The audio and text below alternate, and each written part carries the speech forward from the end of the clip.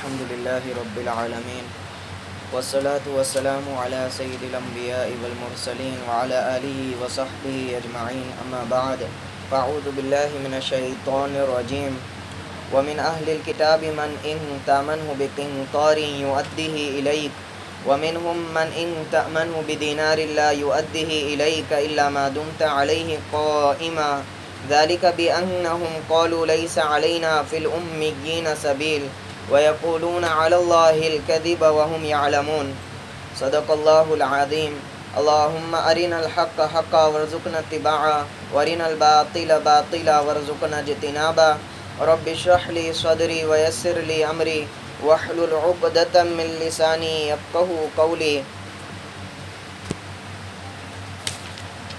أما بعد سابقہ مجلس میں جیسا کہ سورہ آل عمران کی تفسیر چل رہی تھی،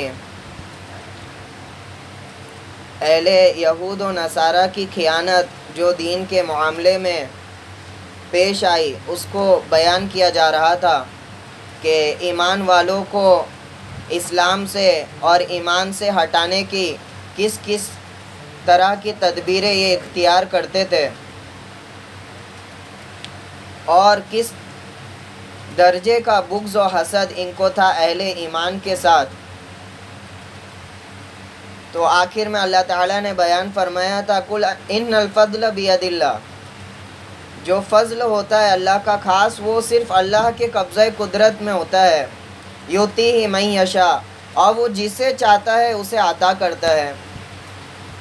یہ کسی بندے کے اختیار کی بات نہیں ہوتی یا بس کی بات نہیں ہوتی کہ وہ اپنے اندر کوئی کمال پیدا کر لے، بلکہ ایک فضل ہوتا ہے جو اللہ کا اس کی طرف متوجہ ہوتا ہے، اور اس اللہ کے فضل سے بغض اور حسد کی کیا وجہ ہے؟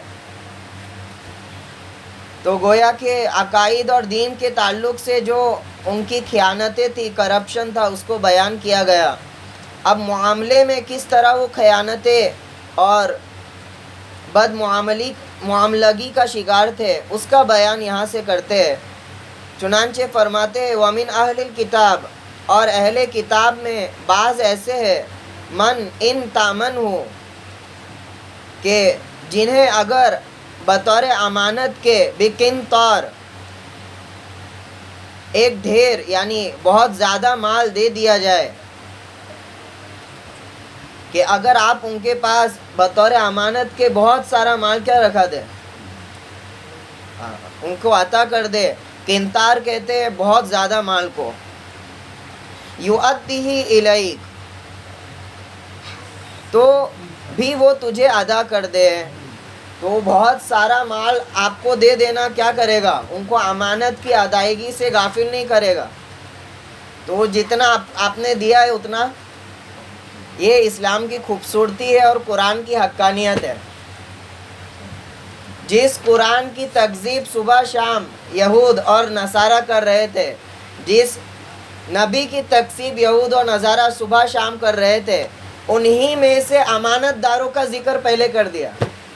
یہ نہیں کہ قرآن کو جھٹلانے کی وجہ سے، حضور صلی اللہ علیہ وسلم کو جھٹلانے کی وجہ سے پورے یہود کو کیا کر دیا، سب بے ایمان ہے۔ یہ قرآن کی روش نہیں ہے۔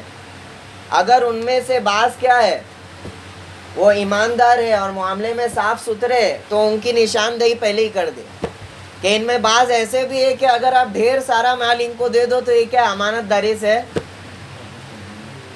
نہ کہ آج کے تعصب بھرے مذاہب اور دیگر ادیان جو قوم میں سے بعض کی غلطیوں کی سزا پوری قوم کو کیا یکساں دینے کی قائل ہے، کہ بعض افراد سے کچھ چیز صادر ہو جاتی ہے تو پوری قوم کو بدنام کرنے کیا لگ جاتے ہو۔ تو اللہ تعالیٰ فرماتے ہیں ان میں سے کچھ ایسے بھی ہے کہ جن کو ڈھیر سارا مال اگر دے دیا جائے تو یؤدیہ الیک، کو آپ کو ادا کر دے گا۔ تو اہل کتاب میں سے بعض جو ایماندار تھے ان کی طرف اشارہ ہے، عبداللہ بن سلام وغیرہ، تو یہ امانت دار تھے، ان کی نشاندہی کی گئی۔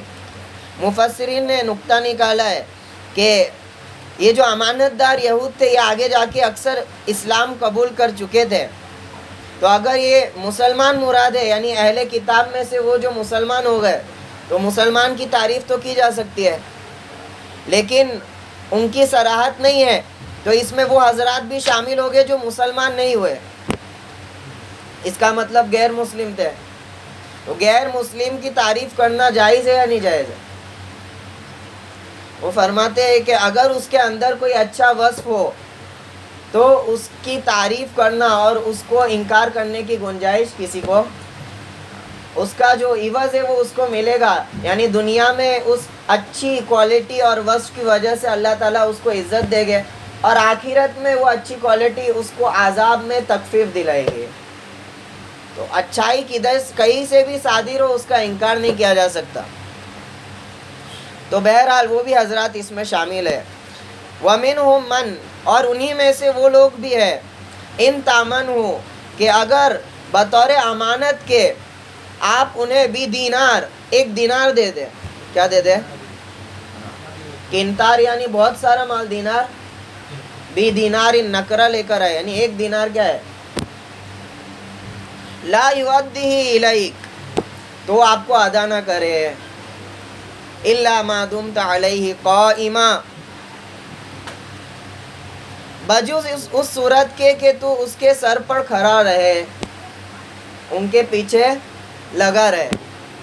یعنی ایک دینار بھی اگر آپ دے دو تو اس کو بھی کیا ہے؟ ادا کرنا. ان کو اتنی زیادہ خیانت کیا ہے معاملے میں آ چکی ہے. مگر یہ کہ کیا ایک دم پیچھے پڑ جائے کوئی آدمی، ہٹے ہی نہیں دینے کے بعد سے، تھوڑا بھی پتنگ کو ڈھیلی نہ دے، تو پھر دیکھ کے بھائی چل چھٹا ہو جا، تو جائے یہاں سے. تو الا ما دمت علیہ قائما، مگر یہ کہ ایک دم پڑے رہ جائے ان کے پیچھے، ان کو جو ہے چپٹ لے.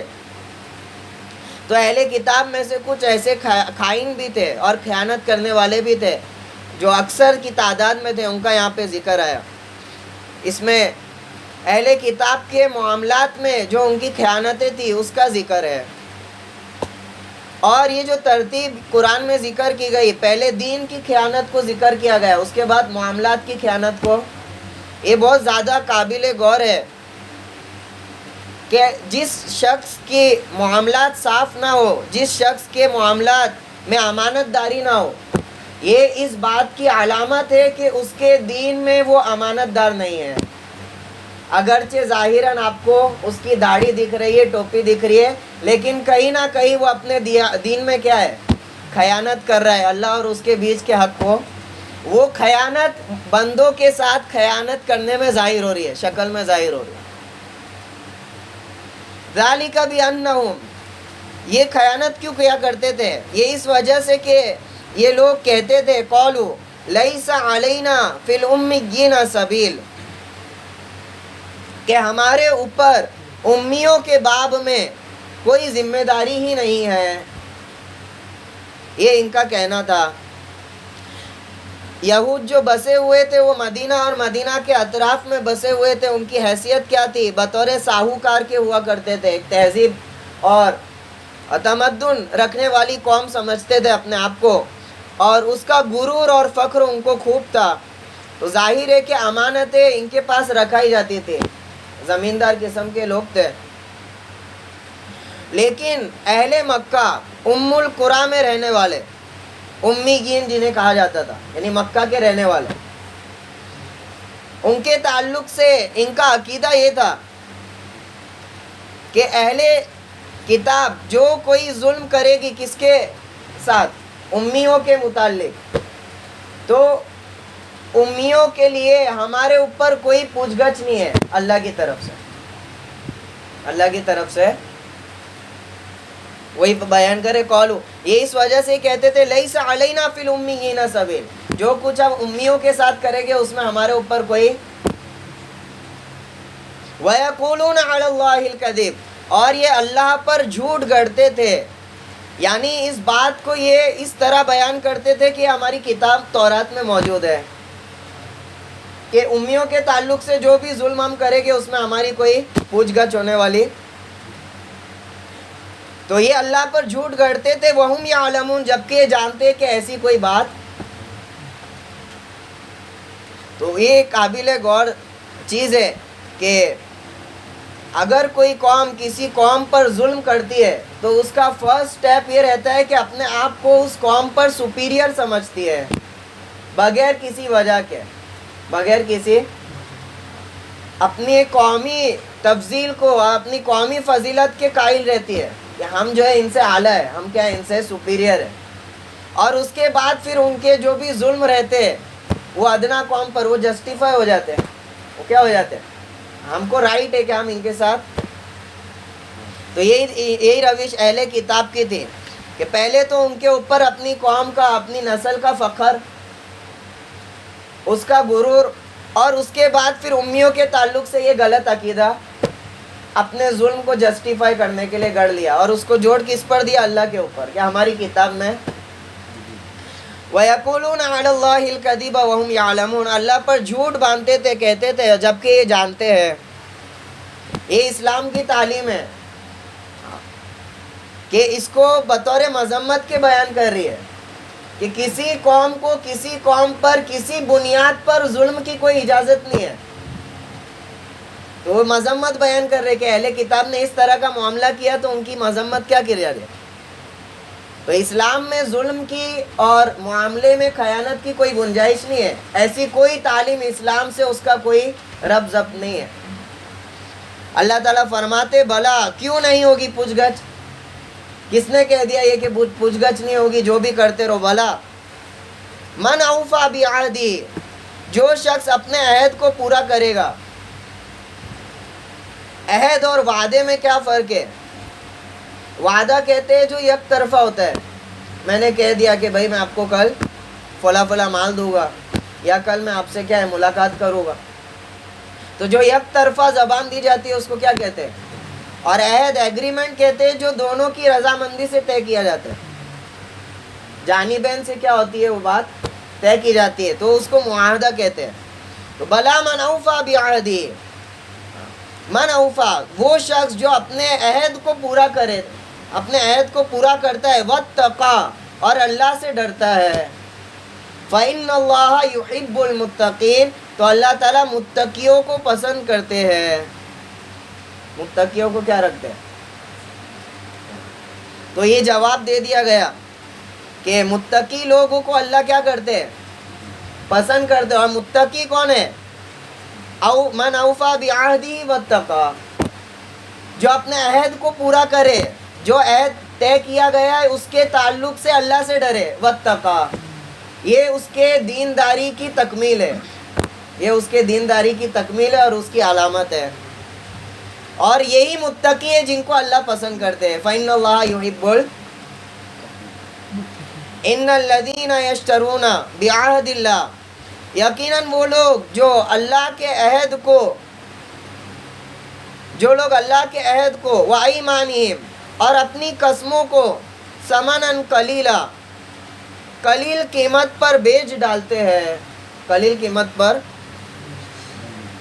محض دنیا کے معمولی سے فائدے کی وجہ سے اپنے عہد سے اور اپنی قسموں سے سمجھوتا کر لیتے. عہد یعنی وہی جو اللہ سے عہد ہوا ان کا کہ اطاعت کے بارے میں، نیز بندوں کے تعلق سے امانت داری اور ایمانداری کے تعلق سے، اور قسموں سے مراد جو معاملات میں قسم کھاتے ہیں ہم، معاملات میں. تو جو اپنی قسموں کو اور اللہ کے عہد کو بیچ دے دنیا کی معمولی سی قیمت کے بدلے میں. تو یہاں پہ پہلے بھی بیان کیا جا چکا کہ دنیا کی معمولی قیمت کے بدلے میں بیچے گے تو کیا ہے، یہ چیز بری ہے، اور دنیا کی بہت بڑی قیمت مل جائے تو یہ چیز اچھی ہو جائے گی، ایسا ہے. تو یہاں پہ مراد یہ کہ اللہ کے عہد کو اور اپنی قسموں کو دنیاوی مقصد یا فائدے کے لیے بیچ دینا، اس سے کمپرومائز کر لینا، اس کے بدلے دنیا کا جو بھی فائدہ ملے اس کی کوئی حیثیت نہیں ہے، وہ ثمناً قلیلا ہی ہے. تو جو لوگ دنیا کے چھوٹے فائدے کی وجہ سے اس طرح جو ہے کمپرومائز کر لیتے ہیں اللہ کے عہد سے اور اپنی قسموں سے، تو اب بہت سخت ترین وعید ان کے تعلق سے یہاں پہ بیان کی جاتی ہے.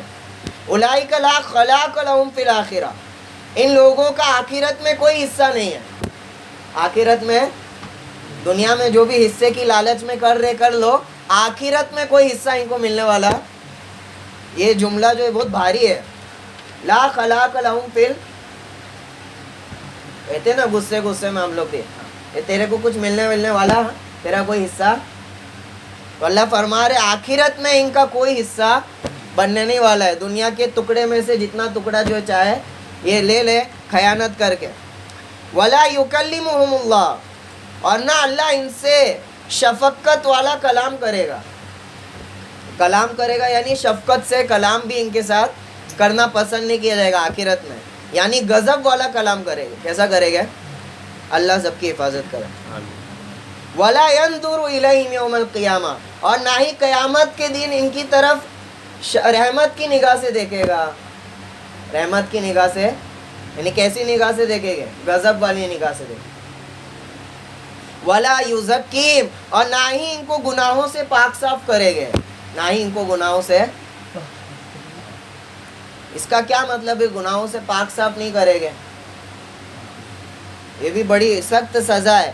نہیں، گناہوں سے پاک صاف کرنا کیوں ہوگا؟ تاکہ اس کا اکرام کیا جائے، اس کو جنت میں کیا کیا جائے؟ داخل کیا جائے. اور جس کے ساتھ گناہوں سے پاک صاف کرنے کا ارادہ ہی نہ کیا جائے، یعنی اس کے جنت میں جانے کا کوئی سوال. ولا یزکیم، ایسے لوگوں کو پاک صاف بھی. وَلَهُمْ عَذَابٌ عَلِيمٌ، اور ان کے لیے دردناک عذاب ہے. وَإِنَّ مِنْهُمْ لَفَرِيقًا يَلْوُونَ أَلْسِنَتَهُمْ بِالْكِتَابِ، اور انہی میں کچھ لوگ ایسے بھی ہیں یلوون السنتہم، جو اپنی زبانوں کو کتاب میں کج کرتے ہیں، ٹیڑھا کر دیتے ہیں. لکھا کچھ اور ہے، پڑھ کچھ، زبان کو موڑ کے پڑھ رہے کچھ اور ہے. یعنی جب بھی حضور صلی اللہ علیہ وسلم کی صفت ان کی کتاب میں بیان کی جاتی تھی یا کوئی علامت بیان کی جاتی تھی تو اس کو چینج کر دیتے تھے. پڑھتے وقت کیا کر دیتے تھے؟ یلوون کہتے ٹیڑھا کر دینا.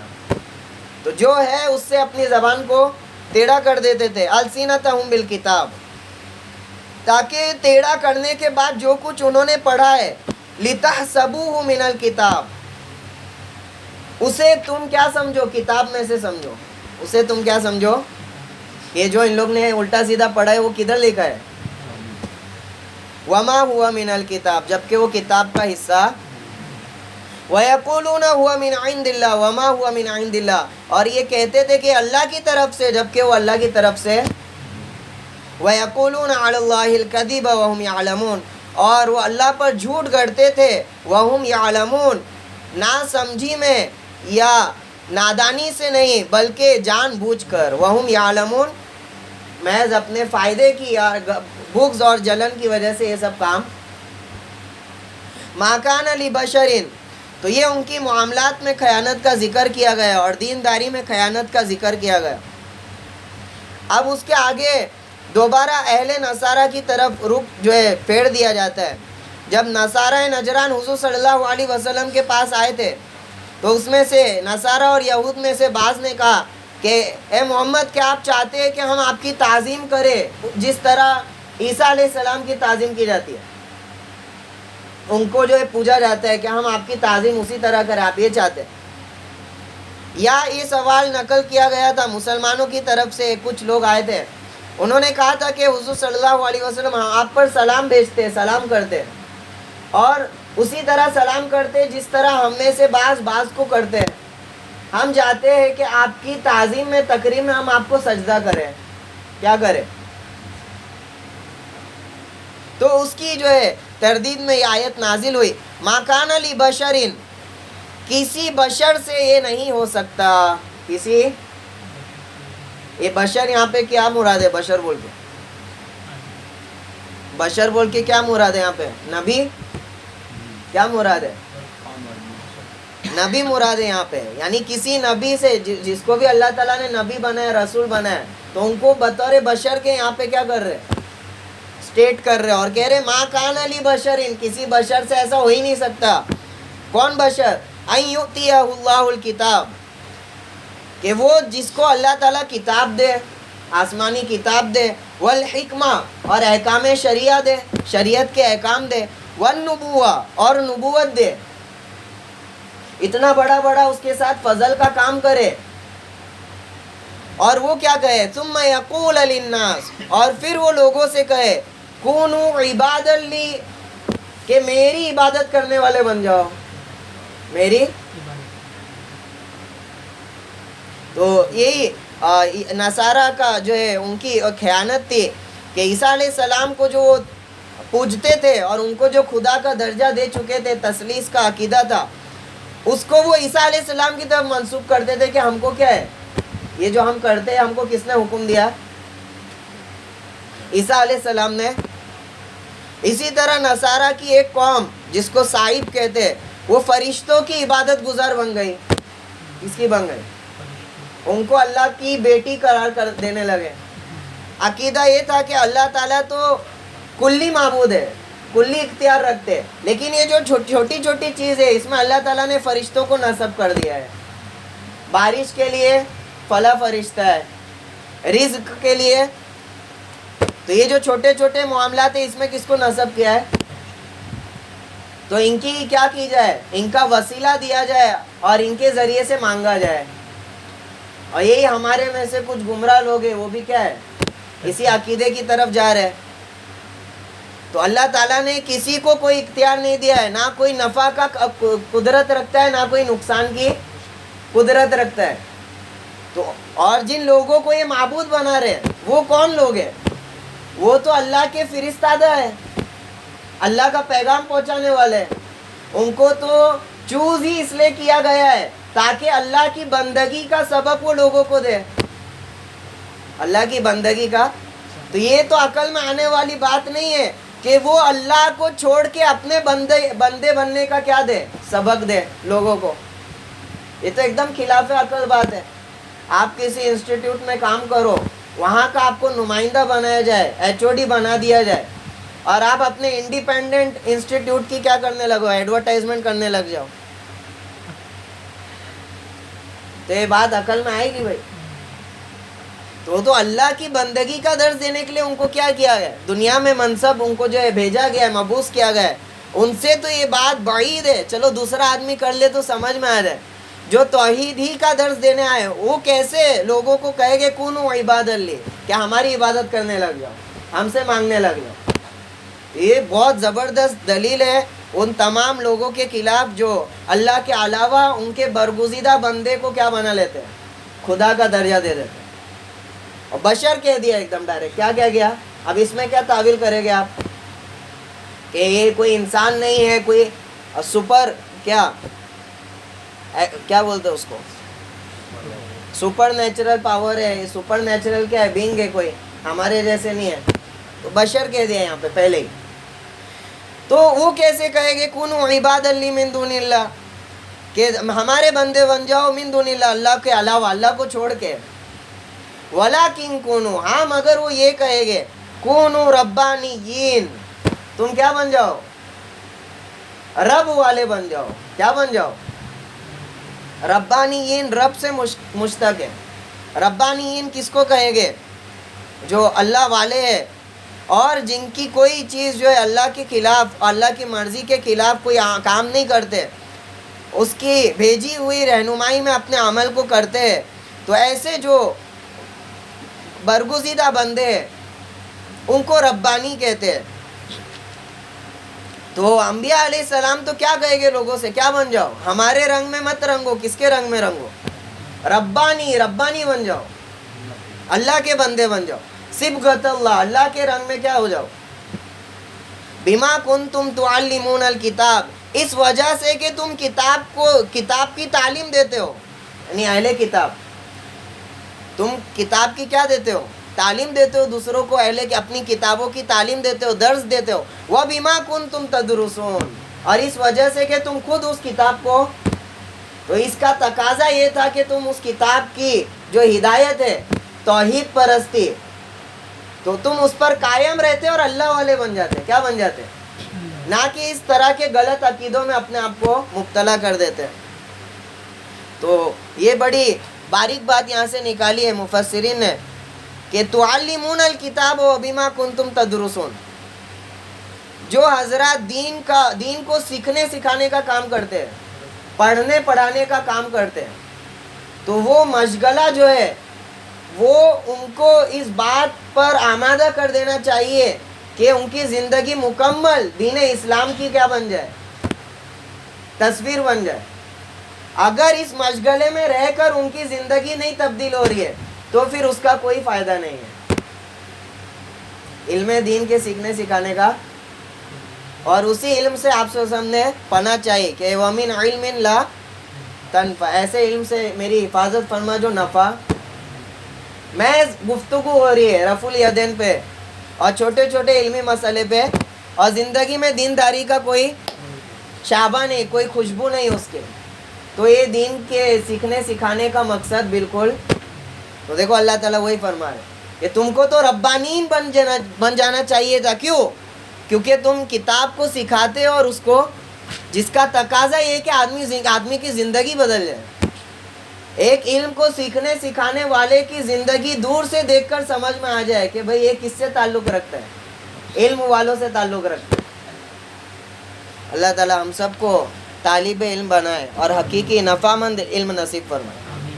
وَلَا يَأْمُرَكُمْ، اور نہ ہی وہ تمہیں اس بات کی حکم دے گے أَن تَتَّخِذُوا الْمَلَائِكَةَ کہ تم فرشتوں کو والنبیین اور نبیوں کو اربابا کیا بنا لو، معبود بنا لو، ان کو رب بنا لو. أَيَأْمُرُكُمْ بِالْكُفْرِ، کیا تم کو وہ کفر کا حکم دے گے بعد اذ انتم مسلمون، اس کے بعد کہ تم مسلمان ہو چکے. ان کی دعوت سے تم مسلمان ہوئے اور مسلمان ہونے کے بعد تم کو کیا کر دے گے، کفر کے راستے پہ چلا دے گے. یہ سوال سب کے اوپر کے عائد کر دو. جن کو بزرگ سمجھتے ہو آپ، بڑے بڑے اللہ والے سمجھتے ہو، ان کی تعلیم ہی کیا تھی، اسلام کی تھی. تو کیا مسلمان بنانے کے بعد تم کو کفر کی طرف بھیج دے گے کہ ہم کو معبود بنا لو، ہم کو وسیلہ بنا کر کیا کرو. ہر چیز کا کیا ہے، توقع رکھو. تو یہ بڑی تردید ہے شرک کے خلاف، اور ہر اس قوم کے لیے جو اللہ کے برگزیدہ بندوں کو اس سے زیادہ درجہ دے دیتے ہیں جتنا ان کا حق ہے. اس کے بعد ایک بہت بڑا وثیقہ ہے جو حضور صلی اللہ علیہ وسلم کے تعلق سے ماں قبل کے تمام نبیوں سے لیا گیا تھا. ایک وعدہ ہے اور بڑی اہمیت والی آیت ہے حضور کی نبوت پر اور ختم نبوت پر. انشاءاللہ اگلے درس پر اسے پڑھیں گے. اللہ تعالیٰ جو کچھ ہم نے کہا ہے سنا عمل کرنے کی توفیق نصیب فرمائے. آمین یا رب العالمین. اللہم صلی علی محمد صلی اللہ علیہ وسلم. جز اللہ عنا محمد ما هو اہلہ صلی اللہ علیہ وسلم. لا الہ الا انت سبحانک انا کنا من الظالمین. اللہم انت فاطر السماوات والارض، انت ولینا فی الدنیا والآخرہ، توفنا مسلمین والحقنا بالصالحین. اللہم انا اسألک علما نافعا ورزقا طیبا وعملا متقبلا. یا اللہ ہم سب کے گناہوں کو معاف فرما، یا اللہ خیانتوں کو معاف فرما، یا اللہ تنہائی میں تیرا ڈر نصیب فرما، یا اللہ تنہائی میں تیرا ڈر نصیب فرما. یا اللہ تجھ سے یا اللہ ایماندار یا اللہ ہم سب کو بنا، یا اللہ تقوی والا پرہیزگار بنا. یا اللہ یا اللہ یا اللہ یا اللہ تیرے دین کے ساتھ یا اللہ امانت دار ہم کو بنا. یا اللہ تیری کتاب کے ساتھ ہم سب کو امانت دار بنا. یا اللہ خیانت کرنے سے ہم سب کی حفاظت فرما. یا اللہ حق ماننے سے ہم سب کی حفاظت فرما. یا اللہ ہم سب کو حقیقی تقوی نصیب فرما. یا اللہ تقوی تیرے خزانے کا یا اللہ بہترین یا اللہ تحفہ ہے. یا اللہ یا اللہ یا اللہ ہم سب کو متقی بنا. یا اللہ ہم سب کو متقی بنا. یا اللہ تیرے نیک بندوں کی صحبت ہم سب کو نصیب فرما. یا اللہ ہم سب کے اندر تیرا ڈر پیدا فرما. یا اللہ ہم سب کو نیک بنا. یا اللہ تیرے کتاب کو پڑھنے پڑھانے کی ہم سب کو توفیق نصیب فرما. یا اللہ ربانیوں میں اللہ ہمارا شمار فرما. یا اللہ اہل حق میں ہمارا شمار فرما. یا اللہ ہماری اولادوں کو یا اللہ ربانیوں میں شمار فرما. یا اللہ پڑھنے پڑھانے والوں میں تیری کتاب کے اللہ شمار فرما. یا اللہ جو امت میں پریشان حال ہے ان کی پریشانیوں کو دور فرما. یا اللہ مقروض ہیں ان کے قرض کی ادائیگی کے فیصلے فرما. یا اللہ امت میں ہر طرح کی جو ہے کمزوری ہے یا اللہ تو اسے اپنی قدرت سے دور فرما. یا اللہ ہم سب کو تیرے دین کے لیے یا اللہ خدمت کے لیے قبول فرما. یا اللہ تیری امت کی محبت ہم سب کے دلوں میں پیدا فرما. یا اللہ تیرے نبی کی امت کے لیے بھاگ دوڑ کرنے کی ہم سب کو توفیق نصیب فرما. یا اللہ اپنے وقت کو قربان کرنے کی توفیق نصیب فرما. یا اللہ تیری نعمتیں جو تو نے ہم کو دی ہے ان کو یا اللہ تیری امت کے لیے لگانے کی ہم سب کو توفیق نصیب فرما.